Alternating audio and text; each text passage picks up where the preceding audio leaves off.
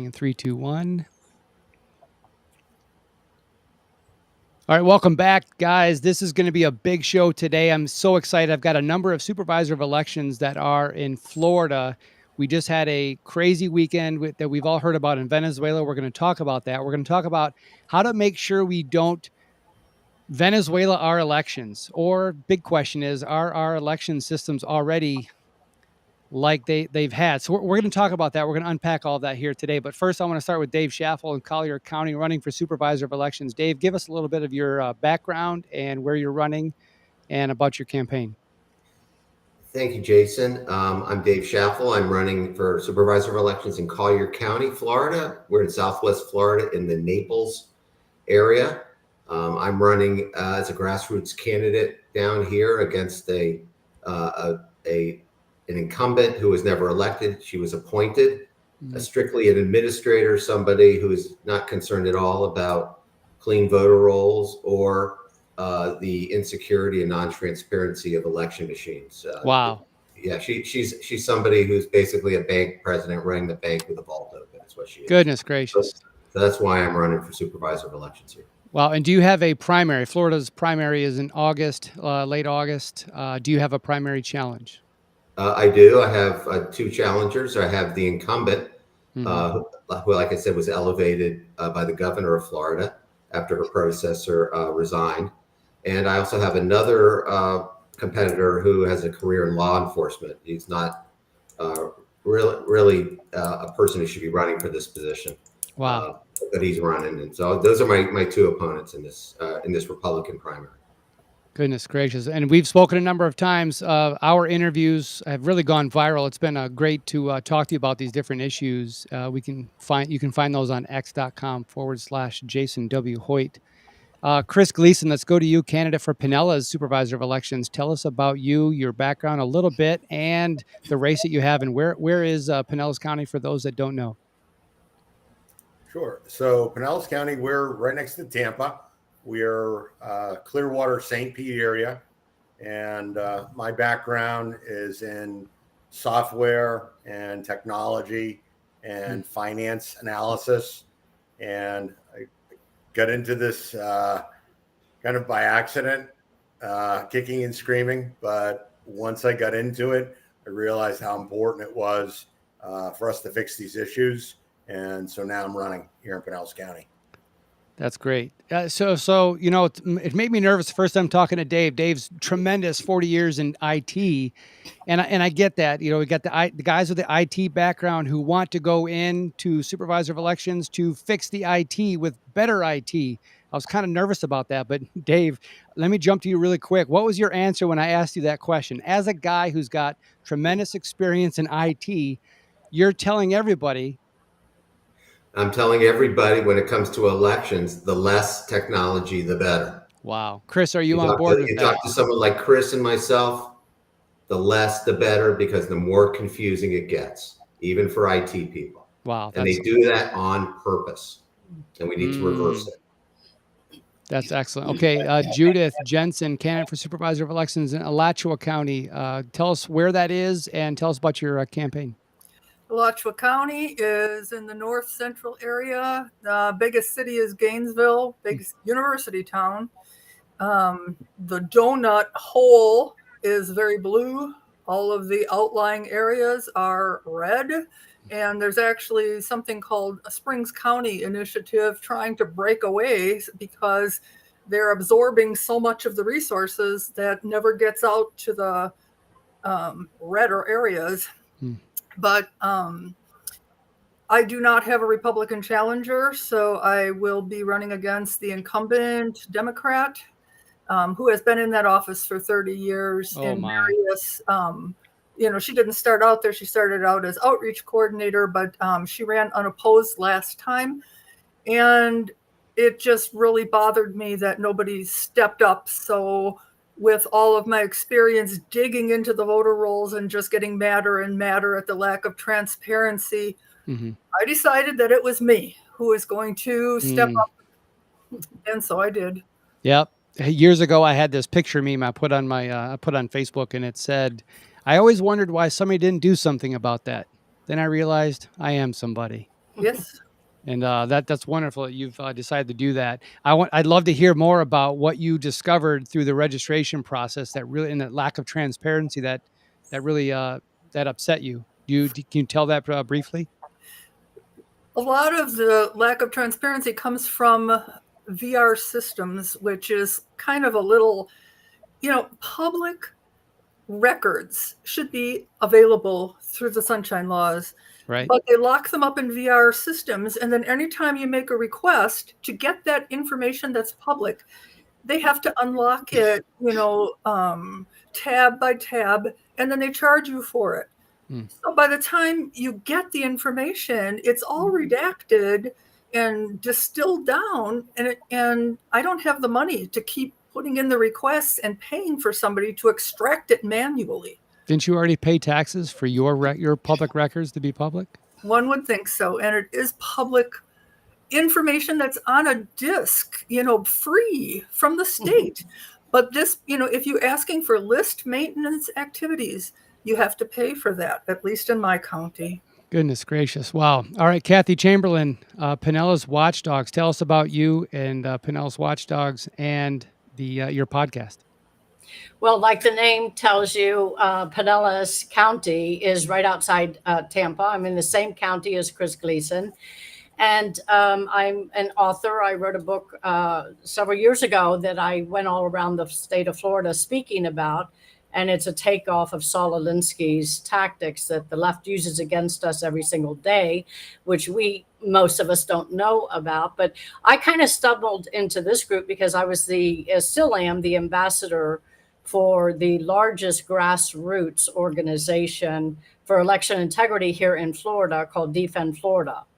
And I was also the leader here in Pinellas County for the group that went around canvassing throughout the whole summer of 2021 to find out if, in fact, our voter rolls were as clean as we're being told they are. And we found out no, they're not.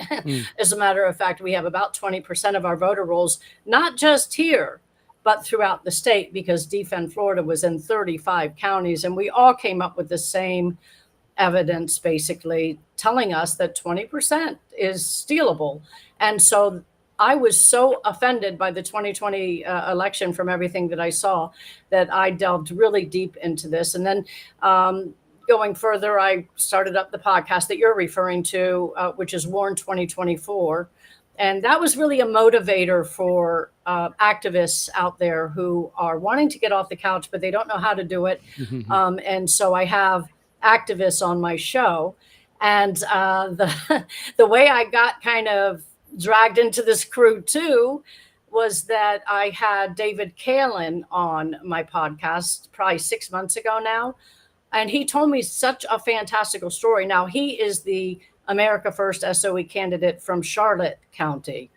And after I published my podcast, I started getting calls from people all over the state saying, oh, I know another person running for Supervisor of Elections. Maybe you want to interview them too. And so it kind of grew into this whole cult almost. It was like they were coming out of the woodwork.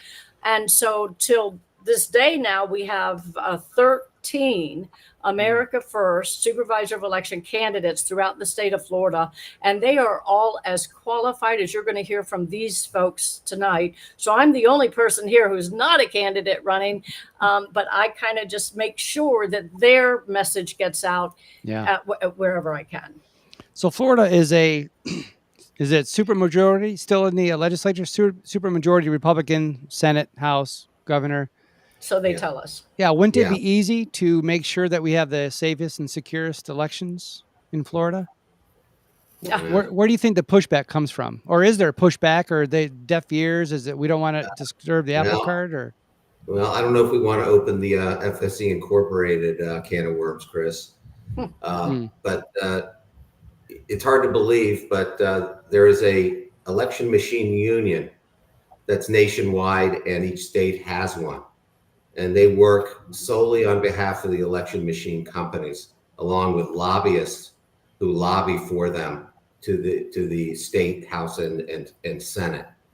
and it's very difficult. They're basically they're in it to make sure that they continue to keep these machines, these insecure and non-transparent machines in business, and keep collecting, I don't know what it is, $500,000 a year in service fees from each county.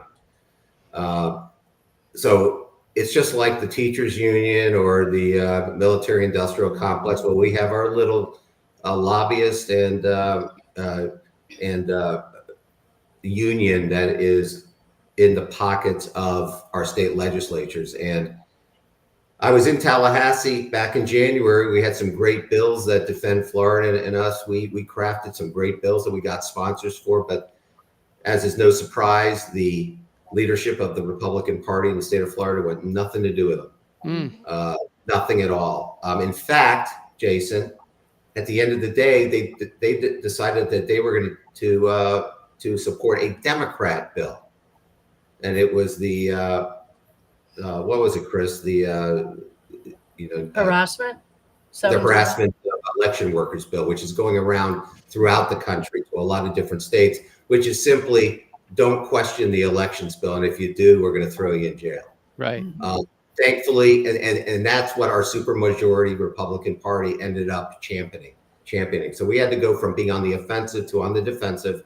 Fortunately, we were able to kill it in committee, but that's what we're dealing with. We are dealing with certainly not an America First Florida legislature. We are dealing with a very hardcore establishment legislature in Florida here. Kathy, when you talk about the Pinnell's Watchdogs and Defend Florida, you said the largest. One thing that I talk about in the Save America training camp, I always use this example. I say 2 guys walk into your congressman's office, and it could be anybody's office. One guy's got $1,000, the other one has you. Who are they going to listen to? And they're doing math in their head, trying to figure out how many votes can I influence with whoever's in front of me. So what I try to teach people is that we the people individually, and then with our groups, we need to expand to where our voice is much more louder, larger, to where that they realize that their path to victory is through us and not the special interests. But you're saying that, Dave, you're saying with these different efforts, individual patriots can go to the legislature and say, hey, you should pass this, but their ear is to the special interest, to lobbyists, as you say. Kathy, Defend Florida, how large is it? And is there a way to get it even larger to where that their voice can get something like these guys are talking about passed in Florida? Well, it grew actually, Jason, to national. So we started branching out all over the country. But our mission really, truly was based on the voter rolls. And so once we gathered all of our affidavits to show how dirty the voter rolls were, we took all that information to the legislators. And then another team of Defend Florida volunteers sprang up. You find with volunteer groups that they get exhausted because we're out there constant, and so then a new group will come up, and so at this point they're really more about sending out calls to action. Right. That's where it stands here. Wow. And Dave, you had mentioned before in our conversation that it seems a lot of these America First Supervisor of Election candidates have an area of expertise, have something that they've really been focused on. Chris, do you want to give us a brief summary of really what are you focused on? There's so many issues out there. Don't do all of them, because we don't, we have to cut this off at a couple hours. But what do you really focus on? What's the thing that's really on your radar? So what we found here in Florida and elsewhere, we do a lot of stuff nationwide. We found issues with the legality of the machines even being used at all. The EAC certifications being voided in their entirety. The machines not accurately counting the ballots. Well, with that certification, I'm sorry to interrupt. With that certification, did I hear from the last election that it had expired and they used uncertified machines and then they went and recertified them after the fact? Is there some gap in time? Because I talked to some folks in Texas that did a lawsuit, but is that what you found? Tell me about that. So that's one of the issues. What we found was that the state of Maryland never legally certified the machines at all to begin with. That we found in Arizona that some of the things that they use there was never legally certified. Same thing here in Florida. And, we see some serious issues with this. So in order to be certified, the machines have to be accurate. And so what we discovered was that the machines weren't accurate and that they were actually adjudicating ballots that people had gone and filled in all the voting positions on as being 100% blank. I'm sorry, 100% blank. Say it Yeah, again. exactly. So what we found was that people would go out on election day, on early voting, vote by mail, and even provisionally. And they were saying that these voters cast a 100% blank ballot, meaning a ballot that did not have one bubble colored in. Thanks for coming out and voting, but here's your sticker, but it was empty, you're saying. Yeah. Yeah. Wow. Well, we know that really didn't happen. Yeah. And so we saw that these errors occurred in such volume and scope and scale that they materially impacted outcomes of elections in every county and every state that we found this. And wherever we find high numbers and percentages of blank ballots, we have high percentages of fraud. So when they put the ballot in the machine and it doesn't read anything, it goes to adjudication, which means human eyes have to get on top of this. Is that right? And then they have to determine what the voter's intent was. Is that kind of how that works? Chris, do you know how that works? Is that kind of the process there?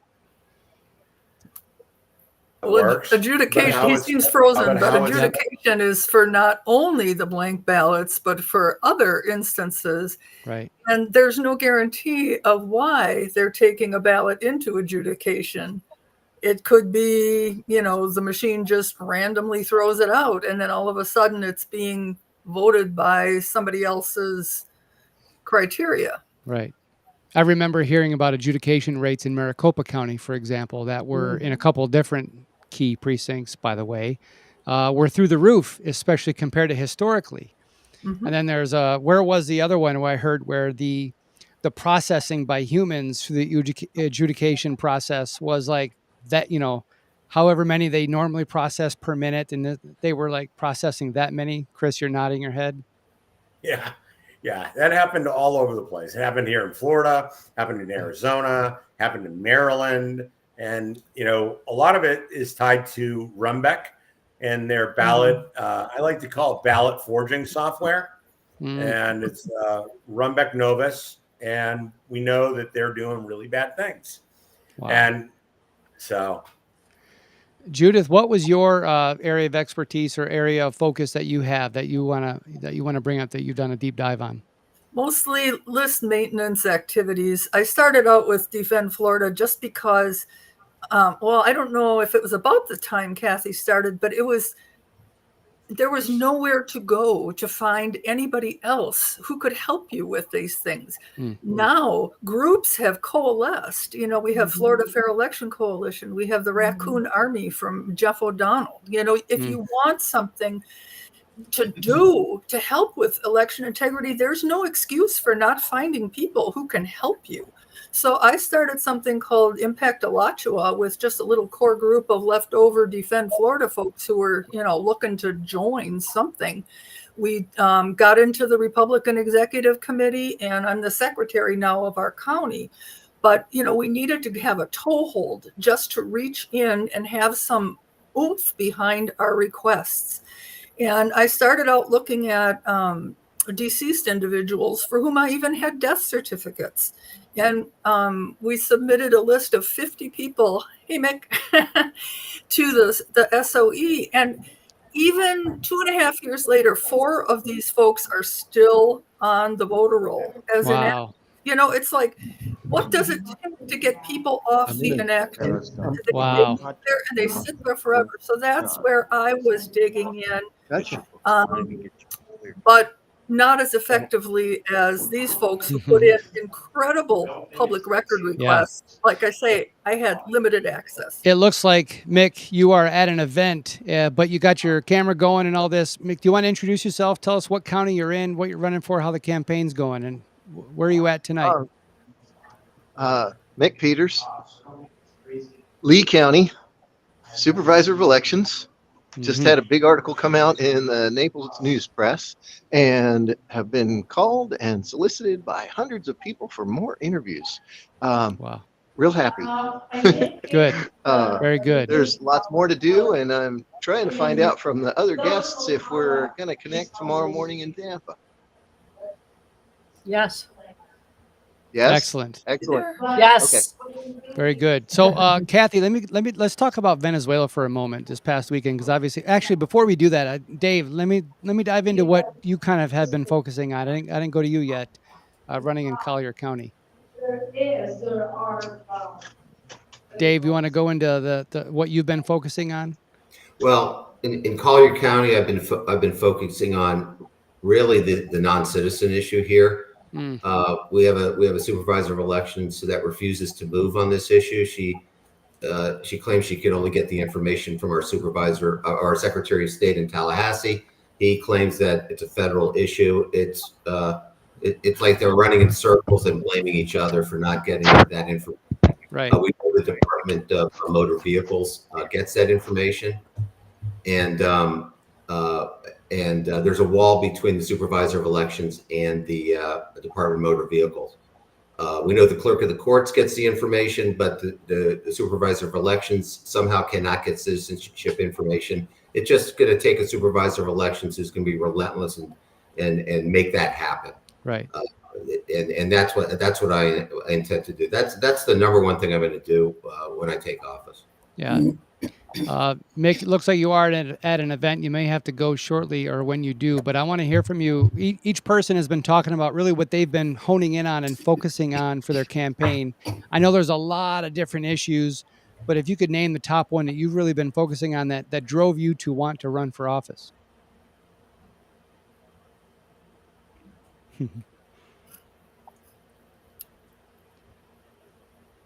Oh, I think you're muted. Waste, fraud, abuse, and you had me muted. I didn't do it. Sorry about that. Go ahead. Waste, fraud, abuse, and corruption, along with illegals and or legal non-citizens on our voter registration rolls. Those are my primary goals and objectives.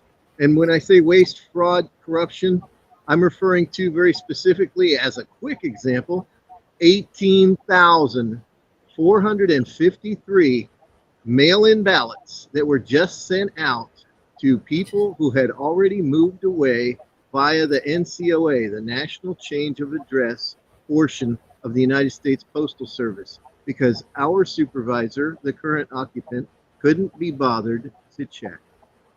And now we've got 18,453 potential third-degree felonies floating around in our county, sent to people who are no longer there and not even expecting them. Mm-hmm. How big is signature verification when they come back? I know we've heard some issues in Georgia and some of these others where they're dropping the ball, but yes, it's a big problem with us, but the biggest problem is ballots being mailed to people who aren't going to be there. Well, the issue is someone may pick them up and use them and send them back with some whatever address. Yeah. And at that signature. point, all they've got to do is go online and see if they can find a copy of that party's signature and fake it once, and that's all it takes. Yeah. And they can do that in our county thousands and thousands of times. I've been told by people who work in the Postal Service who wanted to remain anonymous that there's money being offered for these ballots that are out there circulating. Wow. Anybody want to add to that? It's all over the state. Mm-hmm. I have been to many signature verification or matching sessions here in our county. You know, thousands of the ballots are coming in. They give us 1 hour, if you're lucky, and you get to look at maybe a couple hundred. and you look at, the signature on file versus the signature that's on the ballot, and it's like, whoa, they're not really all that close, but it's like, it's okay. And you can only challenge so many of them because, it's a misdemeanor if you're frivolous. So I've seen a lot of them. Yeah, and I'll add, even if it is the true signature, there's no guarantee that ballot's being cast by the person who it's intended for. Right. You just don't know. There's no chain of custody whatsoever. Vote by mail balloting, along with bloated voter rolls, is a toxic combination. Period. Yeah. Now, when I first got involved in politics on the grassroots level was 2003, then 2004, the Bush-Cheney campaign, and Karl Rove had his 72-hour program, and it was the big push was to get Republicans to vote absentee ballots. And that's probably why, and they've been doing it ever since, that's probably why a lot of Republicans didn't push back with all the mail-in stuff, because they would be called hypocrites because they've been using that absentee. But back then, at least, there were reasons why you could do an absentee ballot. You had to apply for it. It was a little bit more direct, where it's, I'm applying for it, then I'll receive it, and then I'll, but now they're just, and even in Florida, you're saying they just mail out the ballots? Yeah. Ugh. Yeah, we have we have a lot of people who reached out to me here in Pinellas County, and they were telling me that they never ordered a vote by mail ballot, and they were being sent out to them. So that's a third-degree felony, and we know that we have a similar problem with what Mick was saying. I think we're 30 to 40,000 of those here in Pinellas County. They got sent out to undeliverable mailing addresses. Wow. Big opportunity for fraud. And the other thing that we found, thanks to some great patriots here in Florida, is that our supervisor of elections, they only maintain chain of custody for 22,000 of the vote by mail ballots. They were missing any chain of custody at all for over 220,000 vote by mail ballots in 2022. But you can't do a lawsuit until after it's certified, right? Didn't we hear that a number of different places? Well, you can't file a lawsuit yet until you guys certify it. But Dave, you and I think that was a great conversation we had. Our election system, because of what you just talked about, because of the machines, because we the people can't get under the hood and the average Joe can't read code, our election systems, our elections are uncertifiable. Am I right? Am I onto something here? You can't certify. You cannot certify an unverifiable election. Right. Period. It's that simple. Yeah, that's the bottom line. Yeah. These are unverifiable elections, not just in Florida, but all over the country. And it turns into my experts versus your experts. And we all know how that went the last several years. A lot of experts are getting egg on their face in a number of different areas. But talk about that a little bit, Hello? Judith, about the impossibility of certifying them. Well, I think Mick is frozen. Go ahead. One of the ways that we could look at the possibility of fraud was cast vote records, where Mike Lindell sent out the request for people to send in cast vote records from every county throughout the whole United States. Well, in my county, we couldn't have them because Dominion doesn't do them. And so, many other counties in Florida provided this, and it's an evidence of potential manipulation of the results. So when you try to find clarification as to whether something fishy was going on in the machines, one way of deciding that is to have the actual ballot images, which I was able to get from my county from the 2020 election. And again, Jeff O'Donnell on Polaris Recount has crowdsourcing, where they look at hundreds of people all over the country were looking at these ballot images and evaluating them. All 140,000 of them looking at them and saying, yep, that's what it was. So now, once he gets done evaluating the results, we can compare it to what they reported. So finally, we will have an idea as to what Dominion machines reported and what the ballot images were. But even that is just the ballot images, not the actual paper ballots, but it's better than nothing. And there were, you would think there were like, so many mail-in ballots, but we didn't, I personally evaluated 750 of them, and I never saw a fold line on any of them that I looked at. Now, where did all those go? Right. And then there were these weird horizontal lines. And so I'm really interested in seeing what the analysis is going to show, but that would be good evidence for something, legal, because it's hard evidence. Yes. Where right now we're just saying, well, it looks suspicious, but. Right. Wow, goodness gracious. All right, Kathy, Pinnell's Watchdogs, talk to me about what happened in Venezuela this past weekend. Well, this was a long time coming for people who are paying attention to that region. Back in 1998, when Hugo Chavez ran, of course, he ran on all free stuff, like we've heard Bernie Sanders run on, and you're hearing a lot of Elizabeth Warren coming out with her all free stuff packages again. And so that's how they really hook people. And people got hooked with Hugo Chavez back then. And then he ran again. And I started really researching it. The second chapter of my book is called Viva la Revolucion. And it really takes one through when Venezuela was the richest country in Latin America, right? Prior to Hugo Chavez. And during that time, by the way, when he basically told everybody he was going to get rid of all gasoline, all fuel, all fossil. And so he told everybody what he was going to do. And then when people finally woke up and they realized, oh my God, he did what he said he was going to do.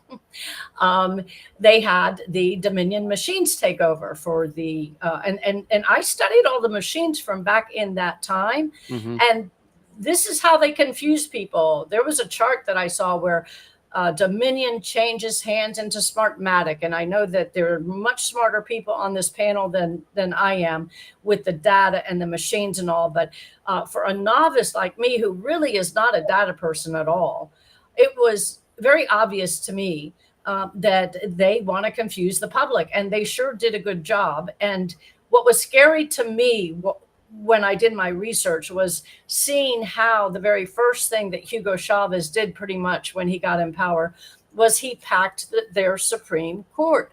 They had 11 very balanced Supreme Court prior to him coming into office. And then he threw on 19, excuse me. So it pushed them over 30. Wow. And they were all progressives. So by the time he did that, and we're hearing a lot right now in the news today with Joe Biden talking about changing the Supreme Court. And they've been talking about that for a while, but now it seems like it's getting closer to reality. Now, folks, if they do that, one of the first things they're going to come after are our guns and our rights. But they started there in Venezuela with the Second Amendment. And I have audiences saying to me back when I was talking about this a lot, they would say, oh, they're not going to get my guns out of my cold, dead fingers. Ever heard that, Jason? Yeah. And I would laugh at these guys and say, you have no idea. Did you not see how the SWAT team came down on Roger Stone's home and all these J6ers? And that's what they will do. They'll surround when none of your friends are around you. And then they're going to tell you it's 20 years in hard labor. And we see that happening with the J6ers. So this has become a reality. So these are the trends I see that are coming our way if we do not get really serious about our elections. That's why I'm so passionate about it, because now Venezuela is the poorest country around. And you see the Latin countries. It's very interesting to watch because the Latin countries are split in two. You have your communists like Cuba and all the communist countries, including Russia, by the way, coming together and protecting Venezuela's Maduros.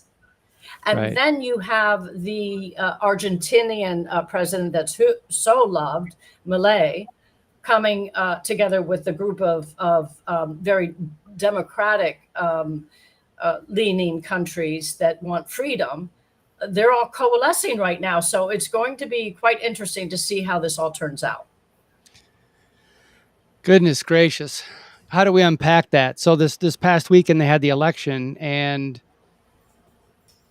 there's a lot of doubts about the results. And what were they basing the doubts on? Did I hear it was like exit polls?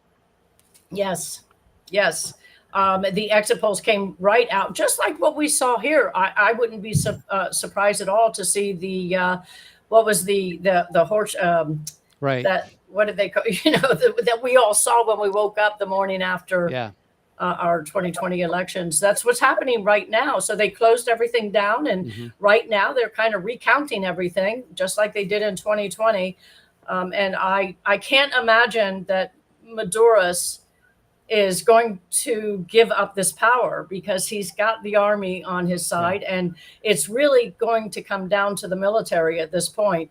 How many of them are recognizing that they don't want this way of life for their families? Anybody else want to give a recap? Any additional pieces of that? I just saw so many images of like the military people with their guns and things, keeping people from going in and voting. And to some extent, we had that in a minor way in 2020, where, the cardboard on the windows and the watchers were, not allowed in. I think that was a trial for how much can we push people out. Right. With, and if they start using actual physical violent threats, I mean, they were successful just pushing people verbally and, aggressively. What happens if they start using force like they did down there with the military? Right. Chris, you want to add to that? It's a big giant mess. And, George from Bahezi Tweets, he had a great post earlier today. And the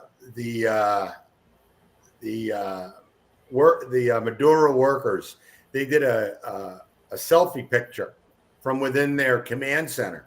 And you can see in the picture on the walls, they had screens, and it shows on the screens that they were losing. I mean, yes, I saw that. You can't make this up. I mean, it's kind of like the whole thing with the Joe Biden, Kamala Harris thing, right? I mean, they couldn't get 20 people together, in a basketball stadium. Yeah. And, Well, wait. Let me guess. Water pipe burst.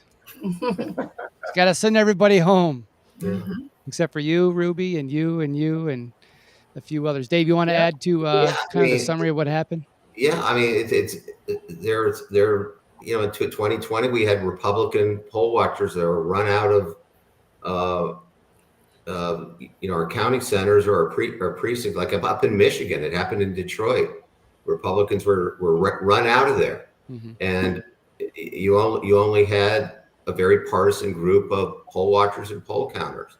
As Judith said, you had windows plastered with boxes or plywood, so no one could see what was going on. This is third world stuff. Yeah, and it didn't have to be everywhere. It was very strategic. Yes. To do that.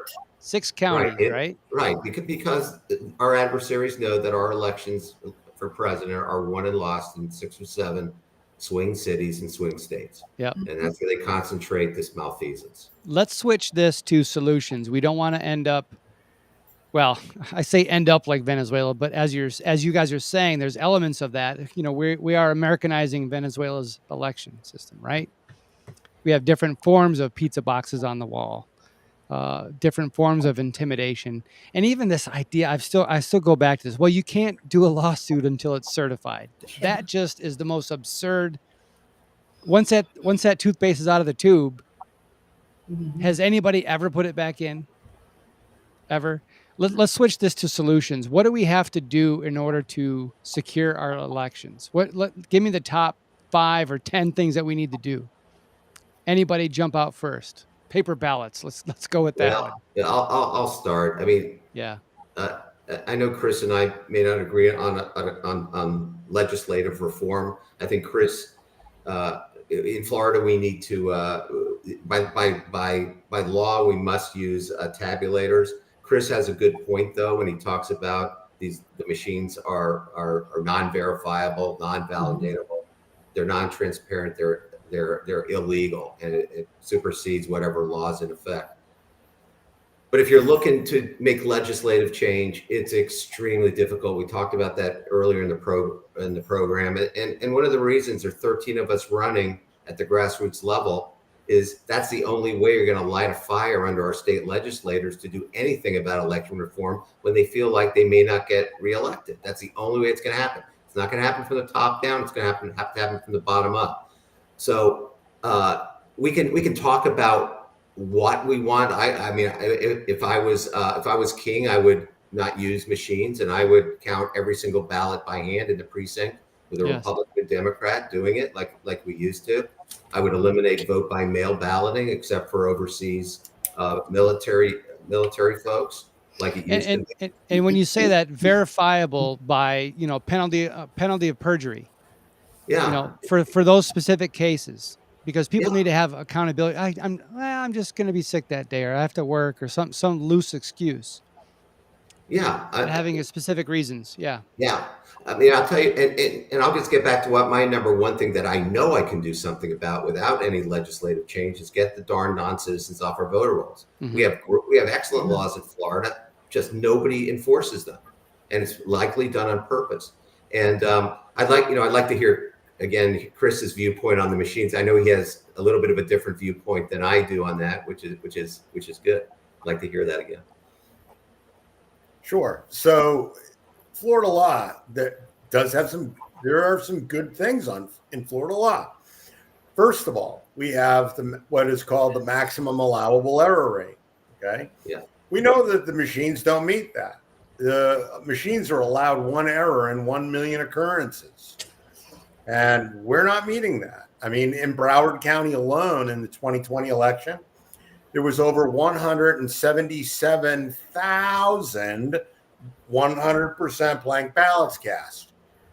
That's just unacceptable. And if you look at, the aggregate over 2020 and 2022, you're approaching darn near 1 million 100% blank ballots. So for every blank ballot, you have a voter whose right to cast a ballot was interfered with. Well, guess what? There is a remedy for that. It's called a do-over. And there's another remedy for that. And that other remedy is the revocation of the contracts. So if the machines have not or have been fraudulently sold and fraudulently promoted, which they have been, fraud vitiates all things. And so we have the ability to unilaterally cancel every one of these contracts. And in Florida, when they try to hide the data from us, because these companies all have public money coming into them, these are contracts. Right. Those contracts are voidable in their entirety, unilaterally. So us, the slate of 13 Supervisor of Elections, realistically, we could walk in on the first day of business and say, that's it. We're canceling the contracts. And then, you know what? We put it on the legislatures and say, look at guys, you have to fix this mess now. Yeah. Because we're not going to certify these elections because we took an oath and you took an oath, but we're going to make sure that you honor your oath because we're not going to compromise. And you know what? They're going to have to. They're going to have to allow hand-counted paper ballots to the level. How long are these contracts for? Yeah. Are they every 5-10 years, or is it? Yeah, I mean, it varies. I mean, at the end of the day, though, I believe we as SOE candidates would have a very, very strong standing to not only cancel the contracts, but claw back the money that these companies have stolen from our counties. Right. because they're not meeting the requirements. This is fraud. And it's major government fraud at that. Yeah, and Chris is mentioning the Florida law, but we also have federal law, Chris, and you know the HAVA Act, where it's in the federal law states you can't have an error in 1 out of 125 ballots cast, and that is, we're way past that as well. And the HAVA Act says that the states will keep clean voter rolls. That's in federal law, and that is also being violated. So we've got federal and state law being violated as well. Let me guess. They just changed the definition of error. Yeah. Well, it all Right? depends on what moved the your needle. definition of the word is, you know? Right. Yeah. Judith, what do you think about the machines? Well, I obviously don't like the machines, but what I do like is things like the People's Audit. Chris Jersky has put together this database, and it's so easy to use. And you can get in there and you can find the things like people who, have, well, there's just such a rich database of like people who have moved, right? And just the balance of ins and outs. And if people can use that to challenge some of the voter rolls, that's activism at its best. And like in our county, we're working really hard at building up our poll watchers, poll workers. We have people at every signature comparison session, as much as possible at every canvassing board. We're putting them on notice that we are watching, where people hadn't done that in the past. And I think that's something, if we just have presence, because at the last signature session, they showed me 16 that they had thrown out, which they had never done before. Like, oh, look we found these 16, it was like, oh, so you're watching a little bit more carefully now. So, that's one thing we can do, is just if people would stop saying, oh, we're helpless. No, you're not helpless. You can be present. You can make a difference. You can show up. Yeah. One thing that I did, I had a video that went viral maybe 6 months ago or so. And it's because I started to get mail at my house with people's names on it that I had no idea who they were. One of the names was actually the guy who previously owned the house. We bought it over a year ago. But the other 3 names were different people that I didn't. So I started to collect their mail. It was Department of Veterans Affairs. It was, from the bank offers and whatever. And so when I went into early vote for a primary we had here, and I went in and I talked to the Supervisor of Elections, and I had them look up. I said, how many people are registered at my address? And they said, yeah, those other names, they had to remove those names. They were registered. So a lot of people say, oh, big get out to vote thing is to make sure your family and friends are registered to vote, but also go and find out how many people are registered to vote at your house and get those names removed. Kathy, do you want to add anything about the machines there? Well, yeah, I want to get rid of them altogether. I don't see any saving the machines, but that's a hard hill to climb. We tried to do that with Defend Florida, and we got knocked down right away. So that's why we started focusing on the voter rolls. But I've got a very novel idea, and that is vote. Folks, a big, huge percent of our Christian population doesn't get out to vote. How the heck can we win? And the other thing I want to say is, just because somebody has an R next to their name does not make them a friend.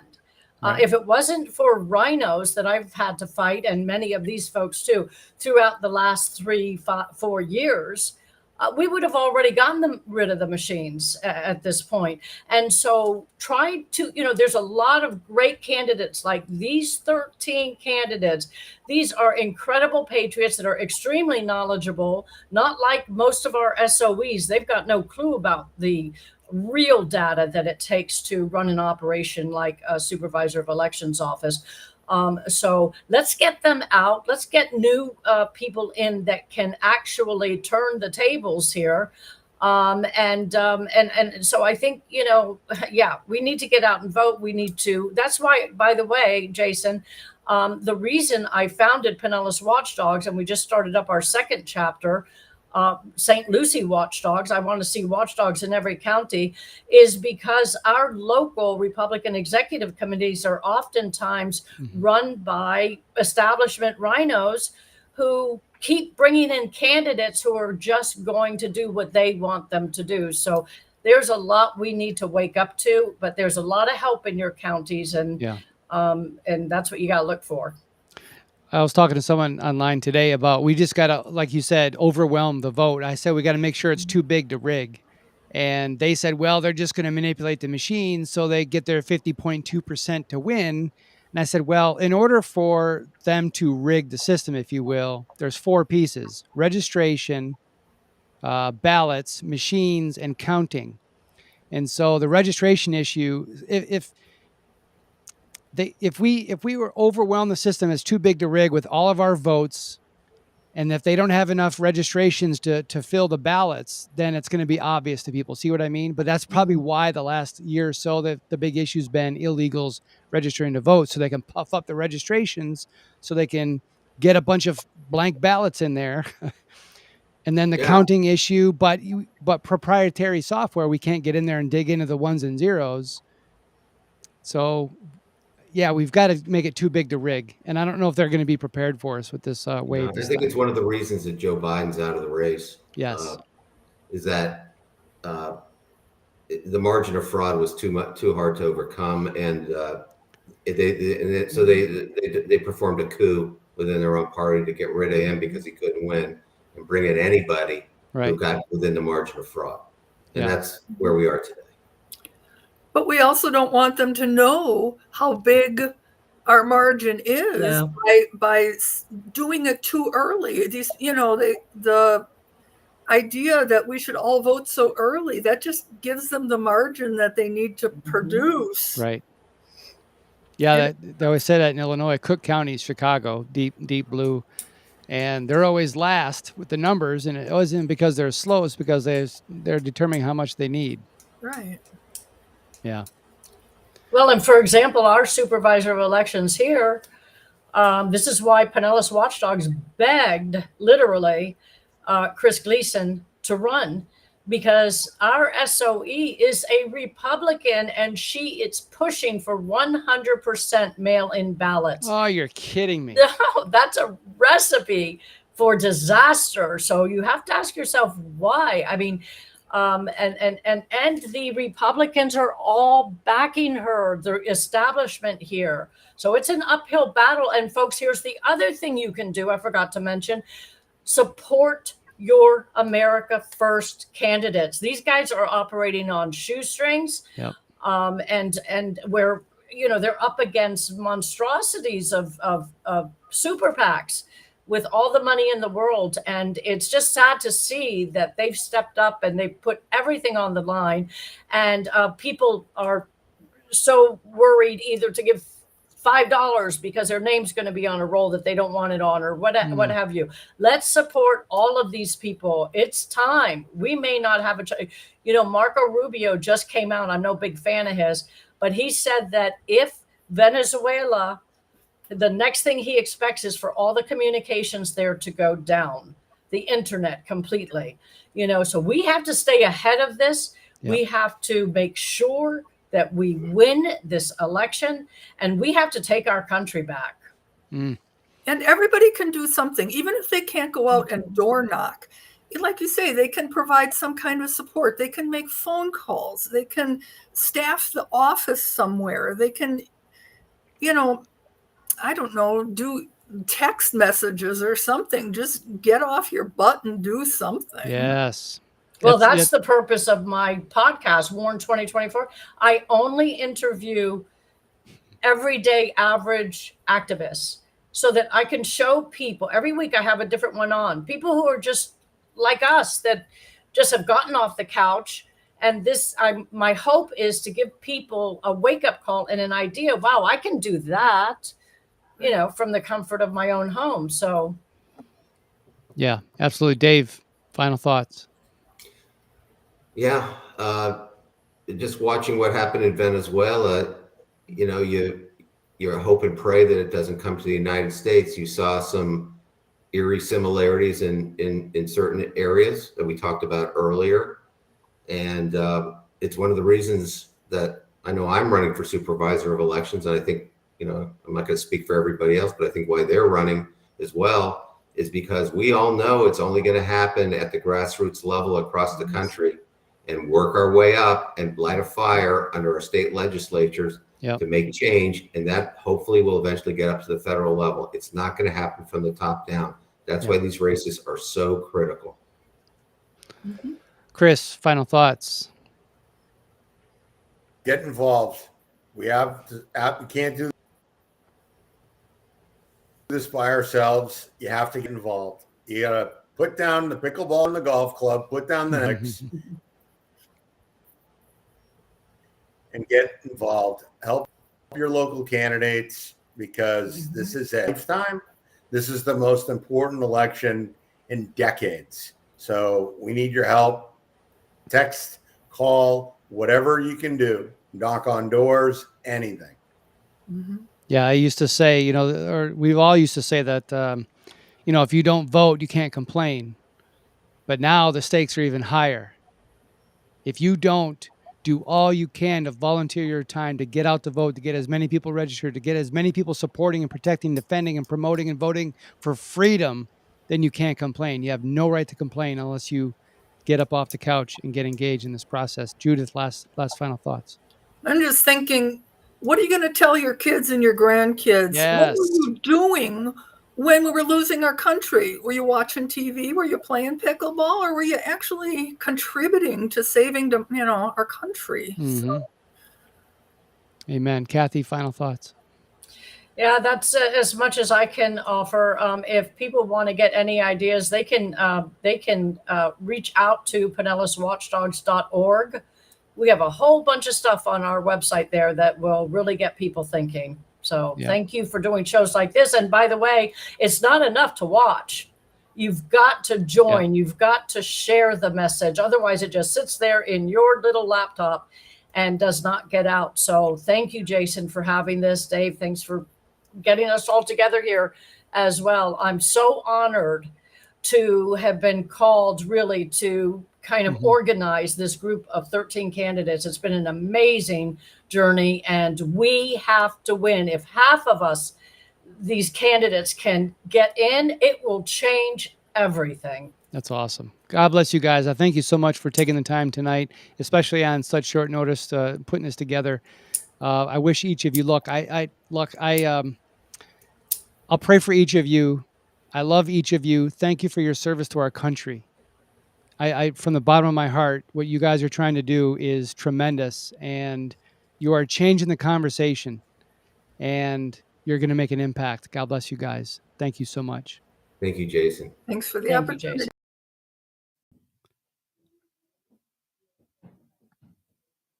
This segment brought to you by the Remembrance Project, theremembranceproject.org.